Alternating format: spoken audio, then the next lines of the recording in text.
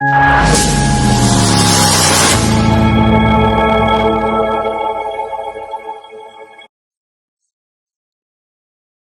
हैं बच्चे आप लोग? उम्मीद करता हूं बढ़िया होंगे बेटा। तो फर्स्ट चैप्टर हमारा प्लान के हिसाब से बहुत बढ़िया रहा बच्चों।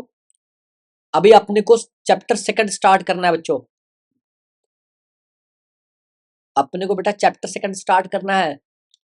सो दिक्कत क्या रही फर्स्ट चैप्टर में, क्योंकि बहुत बेसिक से गए हम तो टाइम ज्यादा लगा।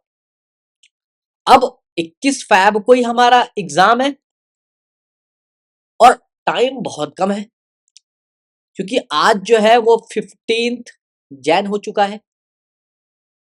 तो कैसे कवर करेंगे बेटा? ये सब आप पे डिपेंड करता है, आप कैसे कवर करना चाहते हो, क्योंकि मुझे तो लेक्चर्स देना है, पढ़ना आपको है।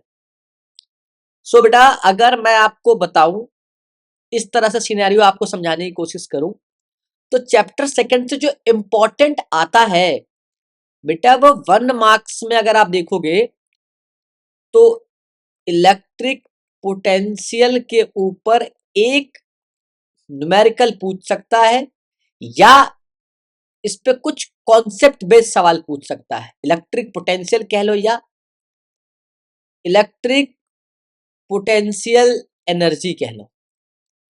इस पे हो सकता है कि 2 मार्क्स में न्यूमेरिकल दे दे, या इनके ऊपर कोई कॉन्सेप्ट वाले सवाल, रेशियो निकलवा सकता है। जो इसमें एक टॉपिक जो है वो आता ही आता है, उसका नाम है equi potential surfaces. Equi potential surfaces जो आपको बिल्कुल ड्रॉ करने को कहेगा बेटे। ये बिल्कुल एक तरह से कहे तो ये दामाद जी हैं, ये हर साल आते हैं। ये बेटा बिल्कुल आएगा ये इक्वी पोटेंशियल सर्फेसेस। 99% चांसेस है, बाकी 1% हो सकता है कि नाराज हो जाए, तो ना है तो एक अलग बात है। जनरली आते हैं ये। चलिए ये अगर समझ में आ गया हो तो इस चैप्टर में बहुत ही खास बात ये है, बहुत ही खास बात ये है कि कभी कभी बिहेवियर ऑफ कंडक्टर से भी 1 मार्क्स क्वेश्चन पूछ लेता है।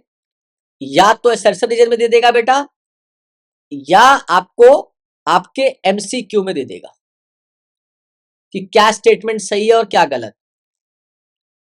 ठीक है, आपको देखना पड़ेगा। सेकेंडरी चीज क्या है बच्चों, जो और क्या आपको सही करेगा इस चैप्टर में, जो क्या इंपॉर्टेंट है, अगर मैं आपसे पूछूं तो आप कहोगे सर इसमें कैपेसिटर बहुत इंपॉर्टेंट है, और हाँ बेटा ये है। बट सर कैपेसिटर में कौन सा? तो आप कहोगे पैरेलल प्लेट कैपेसिटर बहुत इंपॉर्टेंट है। तो पैरेलल प्लेट कैपेसिटर अगर 100 बार एग्जाम्स हो रहा है, तो इस एग्जाम में बेटा 5 बार कोई पूछेगा तो पैरेलल प्लेट कैपेसिटर पूछेगा। तो सर पढ़े क्यों? नहीं नहीं, वो 95 टाइम्स क्या पूछेगा, effect of dielectric, effect of dielectric in a parallel plate capacitor. मतलब कि पैरेलल प्लेट कैपेसिटर में हम डाइलेक्ट्रिक प्लेस करेंगे तो जो नया कैपेसिटेंस होगा वो कितना होगा, ये आपसे मजे लेगा, ये पूछेगा आपसे। ठीक है, कई बार डाई इलेक्ट्रिक पोलराइजेशन पूछ लेता है कि पोलर क्या होता है और नॉन पोलर डाइलेक्ट्रिक्स क्या होता है। तो देखो बेटा, पूछने को तो सभी पूछता है, लेकिन पूरा चैप्टर नहीं पढ़ सकते ना अपन। तो क्या करेंगे, थोड़ी थोड़ी कहानी समझेंगे। कहानी क्या समझेंगे? आप कितना इसको लंबा लेके जाओगे? सर 5 घंटे में चैप्टर कंप्लीट कराओगे सर, तो फायदा नहीं है 5 घंटा देखना। बेटे 5 घंटे में बिल्कुल नहीं होगा, ये 2-2.5 घंटे में करा देंगे। लेकिन सवाल ये है कि मेरी रफ्तार आप मैच कर पा रहे हो कि नहीं, बात ये है। इसमें एक इंपॉर्टेंट न्यूमेरिकल्स आएगा, वो क्या होगा न्यूमेरिकल, इंपॉर्टेंट न्यूमेरिकल्स आप देखोगे तो आपसे कहेगा कि ये इस तरीके से, एक यहाँ पे कोई चार्ज है और यहाँ पे कोई चार्ज है, कहेगा इसके बीच में या कहीं भी जो नेट पोटेंशियल है वो जीरो है। बताओ किस पर्टिकुलर पॉइंट पर जीरो है, आपसे एक्स पूछ लेगा। और इसका सवाल आपको एग्जाम्पल में भी मिलेगा और एक्सरसाइज में मिलेगा। और ये बिल्कुल सीबीएसई में आते हैं ये क्वेश्चंस, मजाक की बात बिल्कुल नहीं कर रहा। हो सकता है इफेक्ट ऑफ डाइलेक्ट्रिक पे एक न्यूमेरिकल दे दे, बिल्कुल हो सकता है कि वो एक न्यूमेरिकल दे दे आपको। सो आपको समझना पड़ेगा कि कैसे पढ़े, आपको बात करनी पड़ेगी कैसे कैसे करें सर। आई होप आपको ये बात समझ में अगर आ जाए तो आपके लिए बड़ा अच्छा रहेगा।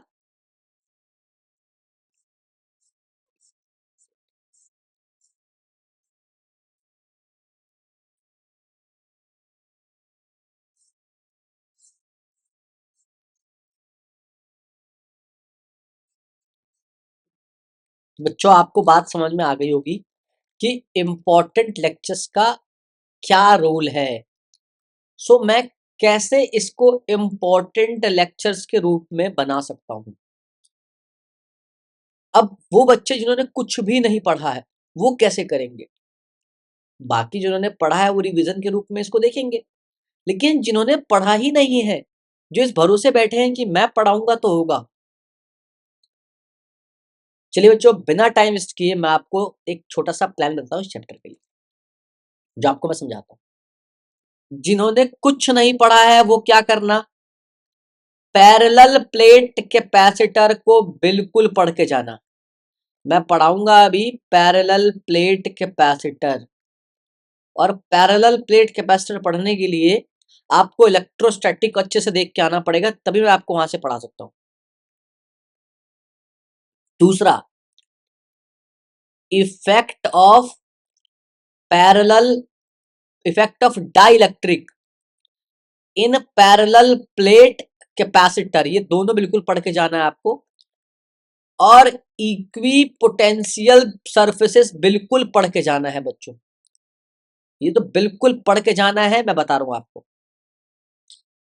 तो जो मैं स्टार्ट करूंगा, स्टार्ट तो मैं इलेक्ट्रिक पोटेंशियल एनर्जी से करूंगा, बिल्कुल करूंगा। इलेक्ट्रिक पोटेंशियल एनर्जी से करूंगा।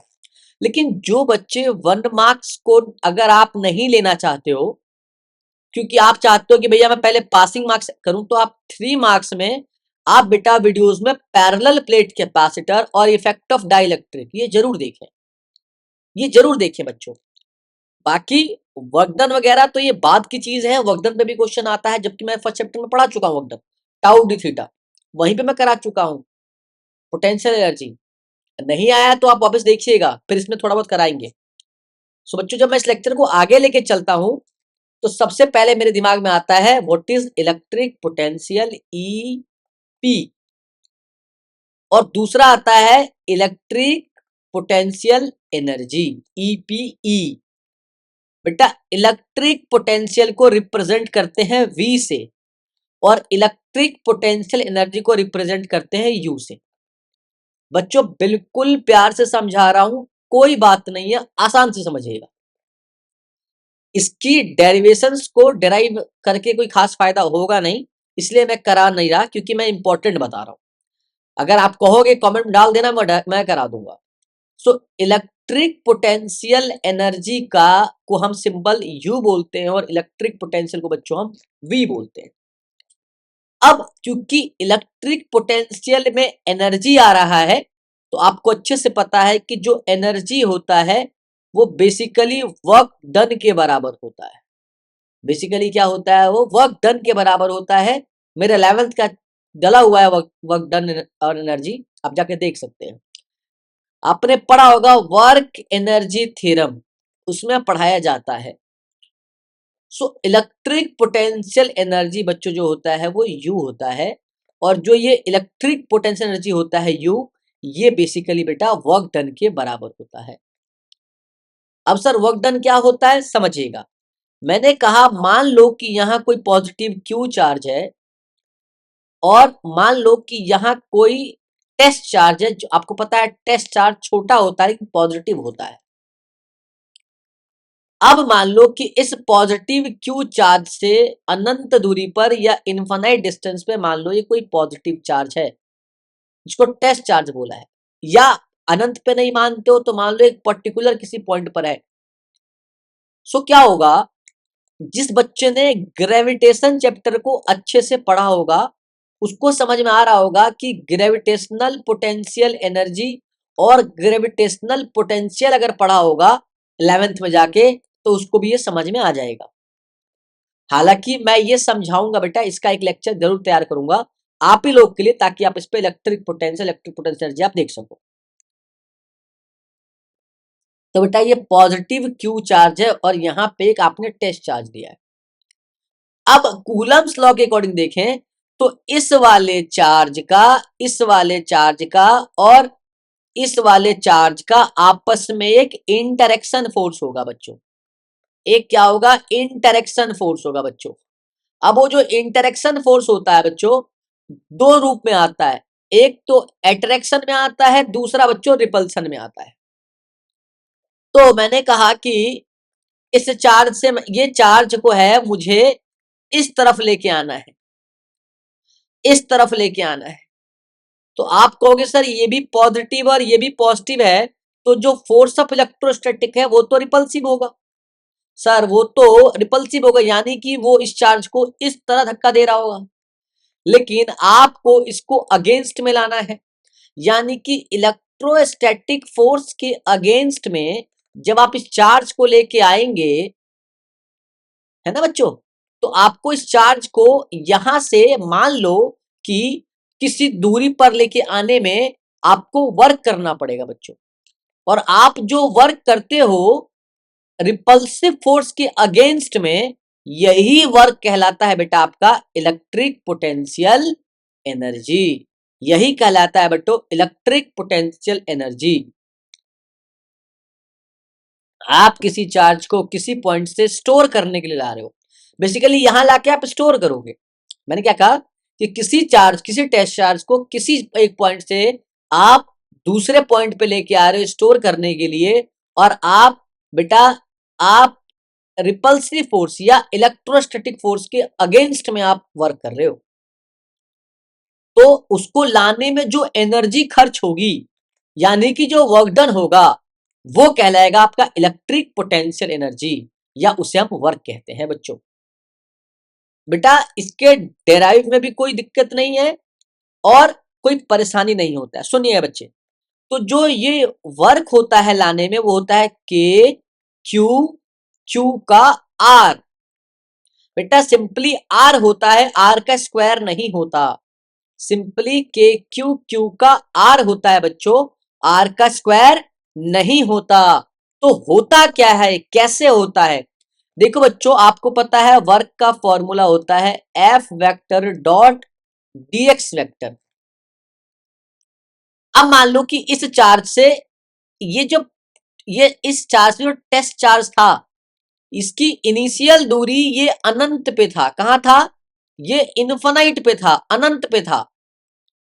अब जब अनंत पे था तो एक आदमी आया, उसने कहा यार एक बात बता, तू जो फोर्स निकाल रहा है के क्यू, क्यू अपॉन आर का स्क्वायर, तो तू इसी से तो बता रहा है कि फोर्स का मैग्नीट्यूड क्या है। तुमने कहा लेकिन जब इस आर के बदले तू अनंत डाल देगा या इन्फिनाइट डाल देगा, तो तू एग्जैक्ट फोर्स का मैग्नीट्यूड कैसे फाइंड कर पाएगा भाई? तू तो फाइंड ही नहीं कर पाएगा। और जब तुझे पता ही नहीं है कि रिपल्सिव फोर्स कितना लग रहा है, तो तू फिर ये बात ही आगे बेकार कर रहा है भाई। तुमने कहा बात तो सही है, तुमने कहा बात तो सही है, तो क्योंकि फोर्स की वैल्यू निकालोगे कैसे? जब फोर्स की वैल्यू निकाल पाओगे तो वर्क कैसे निकालोगे?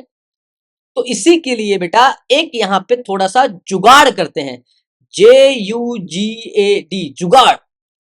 जुगाड़ का नाम है कि मान लेते हैं कि ये अनंत पे नहीं है, ये मान लो किसी x दूरी पर है, और ये x दूरी इनफाइनाइट के पास में ही होता है, बस इसको वैल्यू मान ली जाती है।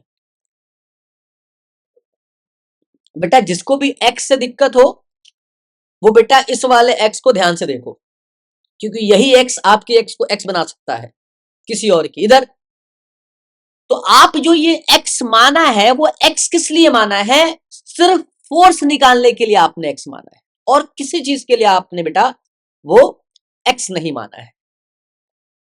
एक्चुअली में वो अनंत पे ही है। आपने कहा कि मैं इसे एक पर्टिकुलर पॉइंट पे लेके आया जो इस पॉजिटिव क्यू से आर दूरी पर है, तो ये पॉजिटिव क्यू से आर डिस्टेंस पे है अगर, और अगर ये ओरिजिन है तो मैं इसे 0 मान लूं तो ये आर हो जाएगा। तो वो पॉइंट जहां आप लेके गए हो वो तो आर है। तो एग्जैक्टली आप लेके कहां से गए? आप अनंत से। आप कहां से उठाया? आपने उठाया अनंत से, इनफाइनाइट से उठाया और आप आर पे लेके चले गए। समझिएगा बच्चों, बहुत सिंपल है, बहुत मजा आएगा, बहुत कुछ कुछ रॉकेट साइंस नहीं है। तुमने कहा यार पहले ये अनंत पे था, तुमने कहा हाँ ये पॉजिटिव क्यू चार्ज है, ये यहां पे था अनंत पे। यार आपने इस अनंत से चार्ज को उठाया और आप इस पर्टिकुलर पॉइंट आर पे लेके चले गए। तुमने कहा ठीक है। तुमने कहा यार लेकिन ये तो रिपल्सिव फोर्स लगा रहा था क्योंकि ये पॉजिटिव चार्ज है, ये अब भी रिपल्सिव ही लगाएगा आर पे आने पे। मैंने कहा उससे मुझे मतलब थोड़ी ना है भाई, ये चार्ज मुझे यहाँ स्टोर करना था, मैंने कर दिया। कहा लेकिन तूने जो वर्क करा भाई वो तो अगेंस्ट में करा। मैंने कहा वो तो मेरा काम है, मैंने करा अगेंस्ट में। बोला वेरी गुड यार, कोई दिक्कत नहीं है। तो समस्या क्या है? समस्या ये है कि भैया मुझे पहले फोर्स का पता चलेगा, मैं तभी तो वर्क बता पाऊंगा। तो कह रहा फोर्स निकालना, कह रहा कैसे निकालूं, अगर मैं अनंत डालूंगा तो आएगा नहीं। बोले यार बात तो सही है, तू फोर्स को लेके चला कहां से है? तो बोला अनंत से। तो बोला एक काम कर, पास में अनंत के कुछ एक्स मान ले। तो बेटा हमने एक्स मान लिया कि हम अनंत से लेके नहीं बेटा, हम एक्स दूरी से लेके आ रहे हैं। तो जो फोर्स की वैल्यू है वो आ जाएगा F इक्वल्स टू के Q Q upon x square, क्योंकि यहां से इस पॉजिटिव चार्ज से, पॉजिटिव क्यू से जहां पे टेस्ट चार्ज रखा है उसको हमने एक्स मान लिया due to determine of force. अब फोर्स मिल गया, कोई बात नहीं भाई। अब F डॉट डी एक्स, अब जो फोर्स लगा और जो डिस्प्लेसमेंट हुआ उसके बीच का डायरेक्ट अगर देखोगे एंगल, तो फोर्स इधर लगाया इलेक्ट्रोस्टैटिक फोर्स, लेकिन डिस्प्लेसमेंट इधर हुआ। तो इस केस में जो एंगल होगा बेटा वो 180 डिग्री होगा। और दुनिया को पता है कि अगर मैं एफ डी एक्स कॉस 180 रखता हूं तो वैल्यू कॉस 180 की -1 होती है।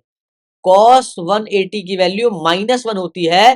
तो जो डी डब्ल्यू हो जाएगा बेटा वो हो जाएगा माइनस का एफ डी एक्स। और माइनस का मतलब ही है कि वो क्या करना चाह रहा है, वो अगेंस्ट में फोर्स लग रहा है। इस नेगेटिव का मतलब हो जाएगा कि जो फोर्स लगा है बेटा वो अगेंस्ट में लगा है इलेक्ट्रोस्टैटिक के। अब बेटे आपको फोर्स का फॉर्मूला तो मिल गया, क्या? के क्यू क्यू का एक्स स्क्वायर और ये आपको डी एक्स मिल गया। लेकिन अगर आपने ध्यान से देखा हो तो जो लिमिट लगेगा बच्चों वो इनफाइनाइट से आर लगेगा, क्योंकि एक्चुअली में तो अनंत से ही जा रहा है। तुमने कहा हाँ गुरुजी बात तो सही है। अब इसे तुम कैलकुलेट करोगे तो यहां से तुम्हारा डी डब्ल्यू आ जाएगा, और कैलकुलेट करने के बाद जो वर्क आएगा, मैंने बताया कि जो वर्क आता है वही आपका इलेक्ट्रिक पोटेंशियल एनर्जी हो जाता है या कहलाता है बच्चों। तो अगर आप इसे कैलकुलेट करोगे तो बेटा के कांस्टेंट होता है, दोनों चार्ज कांस्टेंट है, बदल कौन रहा है बेटा? तो ये एक्स बदल रहा है, के क्यू क्यू, और बेटा एक्स ही बदलना चाहिए डी एक्स बाई एक्स का स्क्वायर। और लिमिट जो है वो इनफाइनाइट से आर है। अब जिस किसी बच्चे को अगर इसका इंटीग्रेशन आता होगा तो उसे पता है इसका मतलब हो जाएगा ये ऊपर जाके हो जाएगा x minus two D x का इंटीग्रेशन इनफाइनाइट से आर, और ये आगे हो जाएगा एक्स -2 + 1 -2 + 1, तो आ जाएगा x -1 का -1। अब ये -1 ऊपर भी जा सकता है तो -1, और ये x -1 है तो नीचे आके x का +1। तो अगर मैं इससे इसको मल्टीप्लाई कर दूं और ये माइनस ऑलरेडी है तो इस माइनस को लेके रहोगे तो ये माइनस रहेगा। अब ये वाला माइनस अगर इसमें आ रहा है तो तुम रखोगे माइनस का के क्यू क्यू, ये वाला माइनस चल रहा था ना, और वहां लिखोगे आप माइनस का 1/x लिमिट इनफाइनाइट से आर, क्योंकि लिमिट तो रखोगे ना गुरु, इनफाइनाइट से आर चलता रहे। तो जब इनफाइनाइट से आर रखोगे तो देखो ये वाला माइनस और ये वाला माइनस आपस में खेल कर लेगा। क्या कर लेगा? माइनस माइनस प्लस, तो के क्यू क्यू। अब बेटा एक बार x के बदले आप r डालोगे अपर लिमिट, एक बार लोअर लिमिट, तो 1/∞ का मतलब वैसे भी कुछ नहीं बनता, अब r से घटाओगे तो भी कुछ नहीं बनेगा। तो जो एक्चुअली में वर्क की वैल्यू है वो KQ/R आ जाता है। और मैंने बताया था कि जो वर्क डन होगा बेटा वही बेसिकली आपका इलेक्ट्रिक पोटेंशियल एनर्जी कहलाता है। अब बेटा ध्यान से समझिएगा, एक यहां R² नहीं है, R है। दूसरा U जो, क्योंकि वर्क जो है वो स्केलर क्वांटिटी होता है, तो जो इलेक्ट्रिक पोटेंशियल एनर्जी है, इलेक्ट्रिक पोटेंशियल एनर्जी है वो भी स्केलर ही हो जाएगा, क्योंकि एनर्जी कोई भी हो स्केलर ही कहलाता है बच्चों। मैंने बहुत प्यार से पढ़ा रहा हूं आपको, बहुत प्यार से देखिएगा, वो स्केलर ही कहलाता है बच्चों। तो अगर मैं U रखूं KQ/R, अब क्योंकि ये स्केलर है तो कुछ बातें नोट कर लेना। पहला, चार्ज आप साइन के साथ पुट करोगे, साइन के साथ पुट करोगे इक्वेशन में। अगर +4 चार्ज है तो +4 रखोगे, अगर -2Q है तो -2Q रखोगे। मतलब आपने क्या करना है, इलेक्ट्रिक पोटेंशियल एनर्जी के लिए चार्ज को साइन के साथ पुटअप करना है फॉर्मूले में। क्योंकि ये स्केलर क्वांटिटी है तो इसमें अल्जेब्रिकली ऐड होगा, अलजेब्रा लगेगा। दूसरा, एक बात और बेटा, फोर्थ बेटा अगर आप थोड़ा सा और नोटिस करोगे तो आपको एक बात और अच्छे समझ में आएगी कि यहां पे पेयर ऑफ चार्जेस चाहिए कैलकुलेट करने के लिए इलेक्ट्रिक पोटेंशियल एनर्जी। अगर सिर्फ एक चार्ज दिया है बच्चों तो इलेक्ट्रिक पोटेंशियल एनर्जी आप नहीं निकाल पाओगे। सिमिलरली याद है मैंने फोर्स में बताया था कि जो आपका फोर्स है दैट इज KQ/R², और जो इलेक्ट्रिक फील्ड था बच्चों वो KQ/R² था। तो फोर्स निकालने के लिए बच्चों जिसे पेयर ऑफ चार्जेस चाहिए होता है, सिमिलरली बेटा इलेक्ट्रिक पोटेंशियल एनर्जी निकालने के लिए भी पेयर ऑफ चार्जेस चाहिए होता है। स्केलर क्वांटिटी होता है, चार्ज के साइन पुट करोगे बेटा, और इसमें इलेक्ट्रिक पोटेंशियल एनर्जी कहाँ निकालना है, कहाँ निकालना है। देखो जैसे अगर मैंने कहा कि ये कोई स्क्वायर है और इस स्क्वायर के इस वाले सेंटर पे हमको इलेक्ट्रिक पोटेंशियल एनर्जी निकालना है, और यहाँ +Q है, यहाँ भी +Q है, यहाँ भी +2Q है, और यहाँ भी +2Q है। बताओ इस O पे कितना इलेक्ट्रिक पोटेंशियल एनर्जी आएगा। तो जब मैं U निकालने की बात करूंगा तो आप यहां बोलोगे सर क्योंकि यहां पे चार्ज नहीं है, क्योंकि यहां पे कोई चार्ज नहीं है तो जब मैं यहां पे निकालने जाऊंगा तो पेयर ऑफ चार्ज नहीं बनेगा, इसी वजह से sir electric potential energy determine नहीं कर पाएंगे हम। अगर यहां पे निकालना है इलेक्ट्रिक पोटेंशियल एनर्जी सेंटर पे तो यहां पे हमको एक चार्ज देना पड़ेगा। अगर वो कहेगा वर्टिसेस पे मतलब एक दूसरे पे, अगर वो कहेगा यहां ना पूछ के वो यहां पूछ ले, तो यहां तो देखो ये भी तो इसके द्वारा भी लग जाएगा, इसके द्वारा भी लग जाएगा, और बेटा एक इसके द्वारा भी लग जाएगा। तो चीजें बेटा अलग तरह से हो जाएंगी क्वेश्चन में। फिलहाल आपको इलेक्ट्रिक पोटेंशियल एनर्जी समझ में अगर आया तो थोड़ा सा और समझिएगा। मैंने बताया था कि इलेक्ट्रिक पोटेंशियल को V बोलते हैं और इलेक्ट्रिक पोटेंशियल एनर्जी को U बोलते हैं। जहां पे electric potential energy work done के बराबर होता है, वहीं पे जो इलेक्ट्रिक पोटेंशियल होता है बच्चों यानी कि V, ये work done per unit charge के बराबर होता है। ये आपने क्लास 10th में पढ़ा होगा। मैंने क्या बोला, जो इलेक्ट्रिक पोटेंशियल होता है वो charge per unit work per unit charge के बराबर होता है बेटा। अब ये कौन सा चार्ज, ये वही चार्ज होता है जो वर्क जिस चार्ज को लेके आता है ना, जिस चार्ज के लिए ये वर्क करता है, ये उसी चार्ज को बेटा डिवाइड करना है।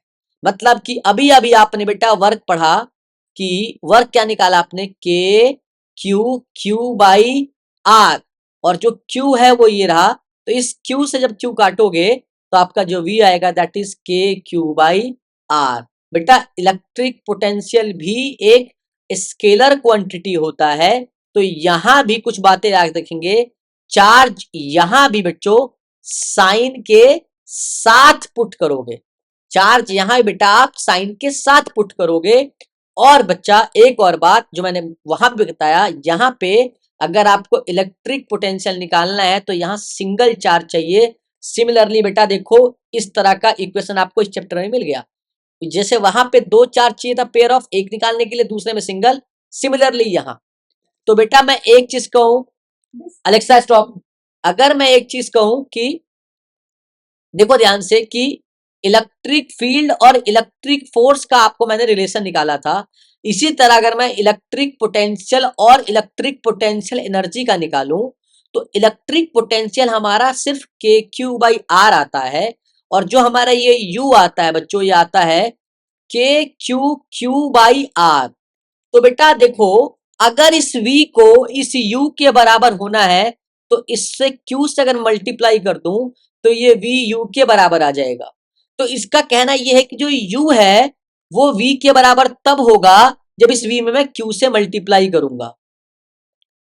तो बेटा this is called relation between electric potential energy and electric potential. अब बेटा आपको पता है कि अगर जो ये u है, अगर ये u है तो जब अगर मैंने कहा डेल्टा u, तो डेल्टा u का मतलब चेंज इन एनर्जी, इसका मतलब डेल्टा v इंटू क्यू, क्योंकि बेटा q तो चेंज हो नहीं रहा ना, चार्ज तो बेटा कांस्टेंट रहेगा। अगर मैंने कहा कि इलेक्ट्रिक पोटेंशियल में जब जब चेंज आएगा, क्योंकि आपको पता है कि वर्क पर अगर बेटा इलेक्ट्रिक पोटेंशियल में चेंज आएगा यानी कि वर्क में चेंज आएगा तो इलेक्ट्रिक पोटेंशियल में भी तो चेंज आएगा बेटे। Delta U equal delta we into Q, और वर्क एनर्जी थ्योरम के अकॉर्डिंग जो वर्क होता है वो चेंज इन एनर्जी के बराबर होता है बच्चों। तो आप इस वाले इक्वेशन को इसमें जब पुट करोगे इस वाले में तो आपको मिल जाएगा work equals to Q into delta V. बेटे work equals to Q into delta V, और ये मैं जो पढ़ा रहा हूं उसको ध्यान से समझिएगा बच्चों। अब डेल्टा वी का मतलब हो सकता है कि वी इनिशियल से वी फाइनल, मतलब कहां से कहां चला है, इसी को तो डेल्टा वी कहते हैं। V final minus v initial, जैसे डेल्टा एक्स होता है x2 से x1, तो ऐसे अगर मैं वर्क पुट कर दूं तो q v final minus v initial, और आप इस फॉर्मूले का बेटा घोंटा लगा जाए, आपको ये पता होना चाहिए, तभी आपको मैं इक्वी पोटेंशियल सरफेसेस के ऊपर बात आपसे कर पाऊंगा। कुछ बेसिक बातें होती हैं जो बताना पड़ता है। देखो बेटा मैंने मना किया था फिर भी नहीं नहीं में मैंने इलेक्ट्रिक पोटेंशियल एनर्जी का डेरिवेशन भी करा दिया आपको और इलेक्ट्रिक पोटेंशियल भी करा दिया मैंने आपको। अब बेटा अगर आप ये कर गए तो आपने एग्जाम्पल नंबर 2.1 को बेटा आप अच्छे से कर सकते हो। v इक्वल्स टू के क्यू बाई आर पे आप न्यूमेरिकल कर सकते हो बच्चों, ये बात आपको ध्यान रहे। और u इक्वल्स टू के क्यू क्यू बाई आर पे भी आप न्यूमेरिकल कर सकते हो बच्चों। बच्चों मैंने जैसा कहा आपको बेटा ये 2.1 एग्जाम्पल तो कर लेना, साथ में बेटा आपको एग्जाम्पल नंबर 2.2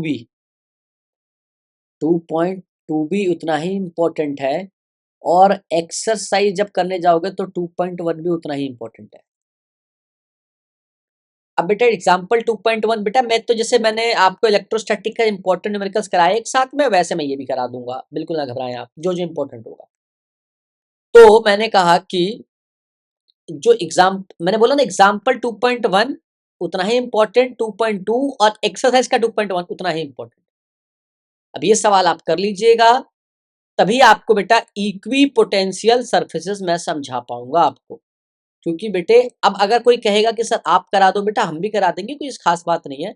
फिर आप कहोगे कि सर चैप्टर थोड़ा लंबा हो गया, डिस्कशन लंबा हो गया। हाँ बेटा थोड़ा डिस्कशन लंबा हो जाएगा ऐसे में। चलिए दूसरा देखिए कि इक्वी पोटेंशियल सरफेसेस में इक्वी पोटेंशियल सरफेसेस क्यों इंपॉर्टेंट बताया बेटा, क्योंकि आप हर साल के पेपर में देखेंगे तो ये आएगा आएगा, है ना बच्चों। तो आप पहले तो ये एग्जाम्पल देखिए, है ना। दूसरा आप बच्चों इस तरह के सवाल को देखिए, ठीक है। आप इस तरह के पहले तो एग्जाम्पल को देखिए बच्चों, फिर इस तरह के सवाल को समझिए। अब अगर मैं एक छोटा सा सवाल करा दूं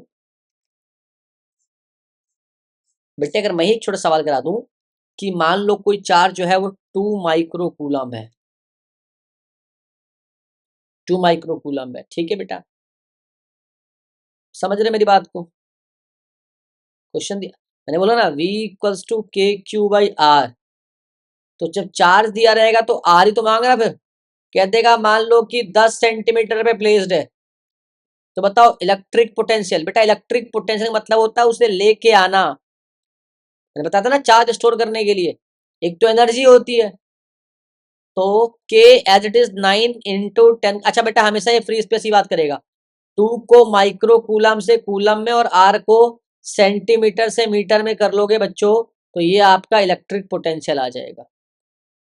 और जैसे ही V आ जाएगा बोलेगा बताओ कितना वर्क डन हुआ इसको लेके आने में, मतलब कि 2 माइक्रो कूलम को 10 सेंटीमीटर पे लाने में कितना आपको लगा, 10 सेंटीमीटर पे, मतलब समझ रहे हो ना, मतलब कहां से कहां लेके आए हो, याद रखना। तो अगर इस पे बोल देगा बताओ वर्क कितना, तो वर्क क्या होता है Q × V। तो यहां से जो V मिलेगा बेटा वो आप इस Q में मल्टीप्लाई कर दो, Q दिया है तो आपको वर्क आ जाएगा। एग्जाम्पल 2.1 बेटा यही तो कहता है